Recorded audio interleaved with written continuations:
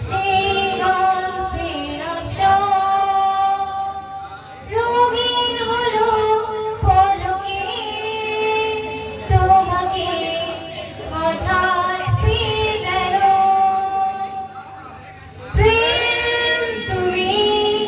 আসবে ভাবে আবার হারিয়ে যাবে ভাবিনি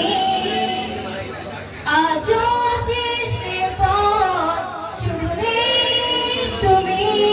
বল কোথায় আছো অভিমানী অভিমানী